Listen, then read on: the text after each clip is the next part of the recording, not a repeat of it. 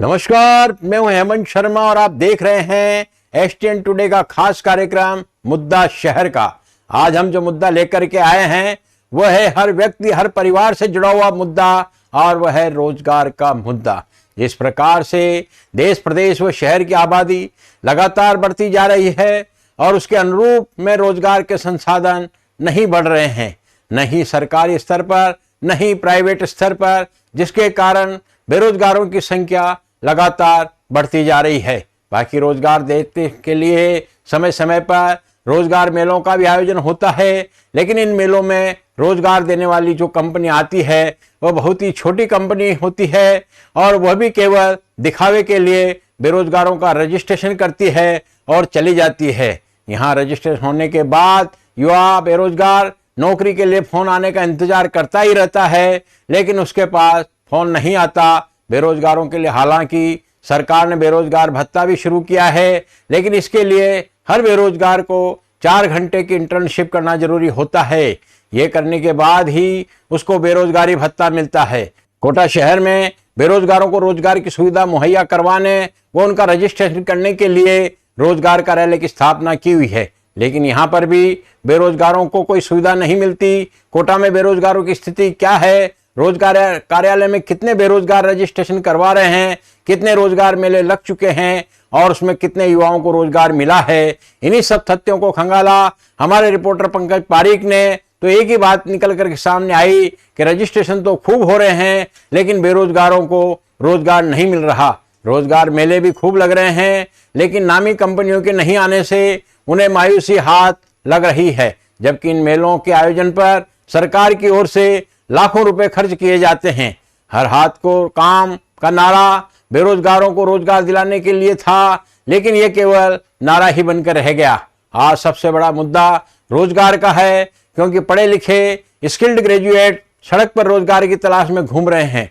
राजनीतिक दलों के नेताओं के भाषण में भी बेरोजगारों को रोजगार दिलाने का वादा होता है, लेकिन वो केवल भाषण तक ही सीमित हो करके रह जाता है। आज हालात यह है कि कोटा में ही कोटा रोजगार कार्यालय में 51,604 बेरोजगार पंजीकृत हैं, जो रोजगार की उम्मीद लगाए बैठे हैं। आखिर बेरोजगारों को रोजगार क्यों नहीं मिल रहा, जबकि रोजगार शिविर लगाए जाते हैं? क्यों नहीं रोजगार के लिए बेरोजगार शिविर में पहुंचते हैं? इस पर हमारी पड़ताल में साफ हुआ है। रोजगार शिविरों में कम पैकेज और नामी कंपनियों के नहीं आने से युवाओं में रोजगार शिविरों के प्रति रुचि नहीं दिखाई पड़ रही है। रोजगार शिविरों पर सरकार लाखों रुपए का बजट खर्च कर रही है। कौशल नियोजन एवं उद्यमिता विभाग के शिविरों में दूर दराज के युवा नहीं पहुंच रहे हैं। पैकेज ठीक नहीं होने से युवाओं की इनमें रुचि नहीं है। प्रारंभिक चयन के बाद भी युवा जब रोजगार के लिए नहीं आते हैं, दिसंबर 2018 से मई 2024 के आंकड़ों के अनुसार कोटा में लगे 40 शिविरों में mega job fairs campus placement में 4,606 युवाओं का ही प्रारंभिक चयन हुआ है। इस चयन में भी कम तनख्वाह और बड़ी कंपनियां नहीं आने से युवाओं में निराशा रही है और उन्होंने खासी रुचि भी नहीं दिखाई है। प्रदेश में पिछले दिनों जिला मुख्यालय पर लगे मेलों में युवाओं की संख्या कम रही है। 33 जिलों में लगे 1209 शिविरों में 1,41,065 का ही प्रारंभिक चयन हुआ है। युवा बोलते हैं रोजगार कैंप जिला मुख्यालय पर ही लगते हैं, ऐसे में दूरी अधिक होने के से मुख्यालय पर आवेदन करने के लिए नहीं पहुंच पाते हैं। इन्हें तहसील स्तर पर भी लगवाना चाहिए ताकि उन्हें राहत मिल सके। पिछले दिनों जिला मुख्यालय पर लगे शिविर में पहुंचे युवाओं ने नामी कंपनियों के नहीं आने से मायूसी नजर आई है। प्रदेश के आंकड़ों पर नजर डाली जाए तो दिसंबर 2018 से 31 मई 2024 तक इन शिविरों में सबसे कम हनुमानगढ़ में 652, अजमेर में 5,821, अलवर में 16,032, बांसवाड़ा के 53 कैंप में 5,810, बारां के 33 कैंप में 2,330, बूंदी के 38 कैंप में 2,032, झालावाड़ के 41 कैंप में 2,402, बीकानेर के 33 कैंप में 5,248, जोधपुर के 30 कैंप में 6,019, टोंक के 48 कैंप में 3,907 और जयपुर के 51 कैंप में 11,104 अभ्यर्थियों का प्रारंभिक चयन हुआ है। बेरोजगार युवाओं का कहना है कि सरकार को चाहिए कि जो कंपनियां युवाओं को रोजगार देती है उन्हीं को आमंत्रित करे। नामी कंपनी और बेहतर सैलरी पैकेज वाली कंपनियों को दूसरे राज्यों से भी बुलवाना चाहिए। तहसील स्तर पर भी कैंप लगवाना चाहिए। युवाओं की इनमें रुचि नहीं दिखाने से बजट की बर्बादी होती है। जी सर, किस तरह ऑनलाइन रजिस्ट्रेशन करवाना होता है रोजगार कार्यालय में, क्या कुछ प्रक्रिया रहती है? मैं आपको बताना चाहूँगा, रोज़गार कार्यालय का जो पंजीयन है 2013 से इसको ऑनलाइन किया गया है। इसमें कोई भी कैंडिडेट है जो बेरोज़गार है, जिसको रोज़गार की तलाश है, वो एसएसओ आईडी से रोज़गार विभाग की ऐप पर जाकर के अपना ऑनलाइन रजिस्ट्रेशन कर सकता है। इसको एसएसओ आईडी से ईएमएस का ऐप है, वो एम्प्लॉयमेंट डिपार्टमेंट का, उसको जब क्लिक करते हैं तो उसमें एक फॉर्मेट खुलता है जॉब सीकर रजिस्ट्रेशन के लिए। उसमें कैंडिडेट्स अपने पर्टिकुलर डाल करके और अपना रजिस्ट्रेशन करता है। वो ऑटो जनरेटेड होता है। जैसे ही कैंडिडेट अपनी इन्फॉर्मेशन सबमिट करता है, उसका ऑटो जनरेटेड कार्ड जनरेट हो जाता है। उसमें किसी भी तरह के किसी डॉक्यूमेंट्स को अटैच करने की आवश्यकता नहीं होती। इस तरह से कोई भी कैंडिडेट किसी भी ई-मित्र से अपने खुद के लैपटॉप से, डेस्कटॉप से अपना रजिस्ट्रेशन कर सकता है। इसमें मैं ये भी बताना चाहूँगा कि इस समय रोज़गार विभाग में मुख्यमंत्री युवा संबल योजना संचालित है। इसके लिए जो पात्रता है, आवेदक का राजस्थान के किसी भी विश्वविद्यालय से ग्रेजुएट होना ज़रूरी है। इसमें जनरल का, एसबीसी, ओबीसी और माइनॉरिटी के लिए, पुरुष आशार्थियों के लिए आयु सीमा 30 वर्ष है। एससी, एसटी, महिलाओं, हैंडीकैप्ड और ट्रांसजेंडर के लिए आयु सीमा अधिकतम 35 वर्ष है। इसको भी एसएसओ आईडी से कोई कैंडिडेट अपना रजिस्ट्रेशन करने के तुरंत बाद बेरोजगारी भत्ते के नाम से भी मुख्यमंत्री युवा संबल योजना को जाना जाता है, उससे अपना सीधे ही आवेदन कर सकता है। इसमें बेरोजगारी भत्ता प्राप्त करने की अधिकतम जो सीमा है 2 वर्ष होती है और 2 वर्ष के अंदर अगर कोई कैंडिडेट अपात्र हो जाता है तो उसका भत्ता स्टॉप कर दिया जाता है। कितना भत्ता लगता है सर?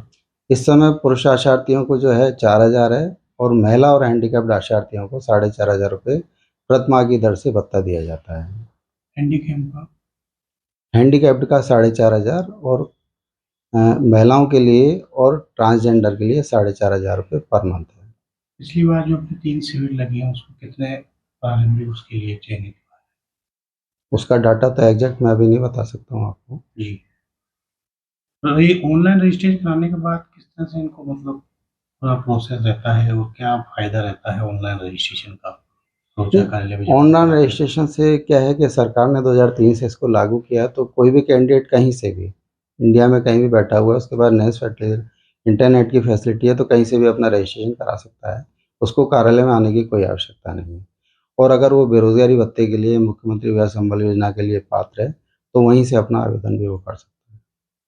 उसके लिए क्या-क्या डॉक्यूमेंट्स चाहिए होते हैं उसको? उसके लिए उसका 10th का मार्कशीट होता है, ग्रेजुएशन का मार्कशीट होता है, मूल निवास प्रमाण पत्र होता है, एक एनेक्सर होता है, एनेक्सर सेल्फ डिक्लेरेशन रहता है, आय प्रमाण पत्र रहता है और 2 उत्तरदायी व्यक्तियों का उसमें इनकम सर्टिफिकेट वेरिफिकेशन होता है और मूल निवास प्रमाण पत्र रहता है। अगर कोई जाति से रिलेटेड है तो जाति प्रमाण पत्र रहता है। इन डॉक्यूमेंट्स के साथ में कैंडिडेट अपना मुख्यमंत्री युवा संबल योजना के लिए आवेदन कर सकता है। डिपार्टमेंट की ओर से समय-समय पर कैंप भी लगाए जाते हैं ताकि रोजगार उनसे जुड़ सके। हाँ, रोजगार सहायता शिविरों का जो है, जैसे कि रोजगार सेवा निदेशालय के निर्देश हैं, क्वार्टरली शिविर आयोजित किए जाते रहे हैं। रोजगार कार्यालय के उप क्षेत्रीय अधिकारी मनोज पाठक ने कहा कि विभाग की गाइडलाइन के मुताबिक रोजगार कैंप संबंधित प्रक्रिया में आयोजित किए जाते हैं। विभाग का पूरा प्रयास युवाओं को रोजगार से जोड़ना है। कहीं अभ्यर्थी आज भी इंटर्नशिप कर रहे हैं और उन्हें स्किल्ड रोजगार दिलाने का प्रयास विभाग कर रहा है। बेरोजगार भत्ते के रूप में जनरल युवाओं को 4000 तथा महिला और विकलांगों को 4500 रुपये महीना भत्ता दिया जाता है। एक वर्ष में करीब 534 युवाओं को यह भत्ता दिया गया है। की ओर से बेरोजगार युवाओं को किस तरह का बेनिफिट रहता है? इसकी कभी रजिस्ट्रेशन आपने कराया हो, इसको लेकर क्या कहेंगे? जी सर, रजिस्ट्रेशन कराया है, लेकिन अभी उसमें काफ़ी समय से हमारे बिल बने हुए हैं, लेकिन हमें भुगतान नहीं किया जा रहा है। लगभग हमारे जून महीने से बिल बने हुए हैं, लेकिन अभी तक उनका भुगतान नहीं हुआ है। काफ़ी समय से बिल पेंडिंग है और विभाग में भी कई बार सूचना कर दी, लेकिन वहाँ से कोई जवाब नहीं आता है। विभाग में कार्यालय में जाकर भी संपर्क करते हैं, लेकिन वहाँ कोई सही तरह से जवाब नहीं दिया जा रहा है। सिर्फ बिल बने हुए हैं यही कहा जाता है और भुगतान ही नहीं होता है। रोजगार मेला भी लगाया जाता है विभाग की ओर से, जी। तो उसमें किस किस तरह की जानकारी अभी तक हुई है, काफ़ी आपके साथ जो पहुँचते हैं। कोटा में रोजगार केंद्र खुला हुआ है, बेरोजगार युवाओं को रोजगार देने का काम रहता है, समय समय पे कैंप भी लगाए जाते हैं, तो आप क्या कहना चाहेंगे इसमें? सर मेरा तो ओपिनियन यही है कि मैं वहाँ पर गई थी कैंप में, पर वहाँ पर कोई रिस्पांस नहीं मिला मुझे, प्रॉपर कोई रिस्पांस दिया ही नहीं रहा। मैं पूरे दिन भर वहाँ खड़ी रही पर वहाँ पर कोई रिस्पांस नहीं दिया गया। तो क्या क्वालिफिकेशन आपने किया हुआ? मेरा BSc ग्रेजुएशन कंप्लीट है। काय के लिए आपने आवेदन किया? कोई प्राइवेट कंपनी में कोई? जी, प्राइवेट कंपनी के लिए जॉब के लिए आवेदन किया था मैंने। तो फिर रेस्पॉन्स किसी प्रकार का? नहीं सर, कोई रिस्पांस नहीं था, किसी प्रकार का कोई रिस्पांस वहाँ से नहीं मिला। तो फॉर्म फिलअप किया था आपने वहाँ पे? जी सर। वो बेरोजगारों को जो भत्ता सरकार के द्वारा दिया जाता है उसको लेकर क्या कहेंगे? सर सरकार के द्वारा बेरोजगारी भत्ता दिया तो जा रहा है, पर समय समय पर नहीं दिया जा रहा है। काफ़ी लोगों को दिया ही नहीं जा रहा है, तो मतलब फ़ायदा दिया भी जा रहा है, नहीं भी दिया जा रहा है। देना ना देना एक बराबर सा हो रहा है, क्योंकि जिन लोगों को ज़रूरत है उनको तो दिया ही नहीं जा रहा है और जिनको ज़रूरत नहीं है उन लोगों को दिया जा रहा है। क्या होना चाहिए? जिन लोगों को ज़्यादा ज़रूरत है इन चीज़ों की उन लोगों को बेरोजगारी भत्ते का लाभ दिया जाना चाहिए, पर जिनको ज़रूरत नहीं है उन लोगों को लाभ दिया जा रहा है इस चीज़ का। अलग अलग कैटेगरी में अलग अलग भत्ता है, महिलाओं का अलग है, जेंट्स का, हैंडीकैप का। तो क्या होना चाहिए? बेरोजगार जो युवा है काफ़ी संख्या में है, तो सरकार को क्या करना चाहिए? सरकार को वही है कि सबको लाभ देना चाहिए। जिनको खासकर सबसे ज़्यादा नीड हो उनको तो लाभ देना ही चाहिए। महिलाओं को, जो खासकर महिलाएं जेंट्स हैं, उनको सबको लाभ देना चाहिए। वैकेंसी खुलती है आपके लिए कभी? वैकेंसी तो आती है वैकेंसी बेरोजगारी भत्ते के लिए। बेरोजगार नहीं, वैकेंसी जो है ना, कर वैकेंसी निकाली जाती है। वैकेंसी निकाली जाती है, पर उसमें जो है खासकर जैसे जो जनरल वाले ये होते हैं उनका तो नंबर ही नहीं आता है, क्योंकि काफ़ी सारे उसमें जैसे जो नीचे कास्ट के होते हैं उन्हीं का ज़्यादा नंबर आता है, अल्पसंख्यक का इनका। बाकी जो EWS वाले उनका तो नंबर ही नहीं आ पाता है। तो वही सरकार को जो है EWS वालों को भी चांस देना चाहिए। नाम बताया आपका? पलक अग्रवाल। आप सरकार को वैकेंसी निकालने की बेरोजगार वैकेंसी निकालनी चाहिए, क्योंकि अभी ज़्यादा बच्चे बेरोज़गार हो रहे हैं। अभी बेरोज़गारी बहुत ज़्यादा हो रही है अभी, तो इसके लिए ज़्यादा से ज़्यादा वैकेंसी निकाले सरकार। भत्ते का लाभ भी मिलना चाहिए। भत्ते का लाभ भी मिलना चाहिए, समय पे दिया जाए, क्योंकि बहुत सारे बच्चों के पेंडिंग में चलता रहता है, उनको लाभ नहीं दिया था, तो उनको समय पे लाभ दिया जाए। और क्या होना चाहिए बेरोजगार युवाओं के लिए, और सरकार को क्या करना चाहिए? बेरोजगारी युवाओं के लिए ज़्यादा से ज़्यादा वैकेंसियाँ निकालनी चाहिए। जो गवर्नमेंट नहीं लग पाए उनके लिए संविदा पे वैकेंसियाँ निकालनी चाहिए, संविदा पे लगाओ बच्चों को, इनके लिए। डिपार्टमेंट को क्या करना चाहिए ताकि ज़्यादा से ज़्यादा रोजगार मिल सके, चाहे निजी सेक्टर हो चाहे सरकारी सेक्टर हो? हाँ, तो निजी और सरकारी सेक्टरों में जॉब दी जाए बच्चों को, तभी बेरोजगारी दूर हो पाएगी। आपने क्या क्वालिफिकेशन क्या रखा? मेरे पोस्ट ग्रेजुएशन कंप्लीट है। नाम बताएं आपका? विशाखा धाकड़। आयोजन कराया जाता है बेरोजगार युवाओं के लिए। हाँ। आप गए कभी उसमें? हाँ गए थे सर, 2 बार होके आए थे। एक बार तो दशहरा मैदान में लगा था और एक बार स्टेडियम में लगा था। तो वहाँ पर कैंप लगते हैं, तो वहाँ पर गया था, आवेदन किया था, फॉर्म फिल किया था।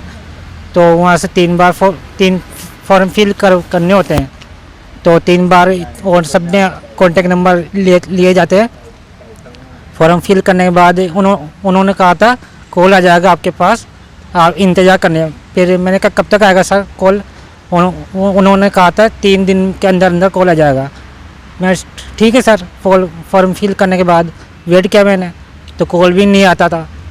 फिर मैंने गए तो फॉर्म भी वहाँ पर गए, रोज़गार नहीं मिलता, फॉर्म में फिल करवा लेते हैं। पूरा दिन आपका? हाँ, पूरा दिन खराब गया।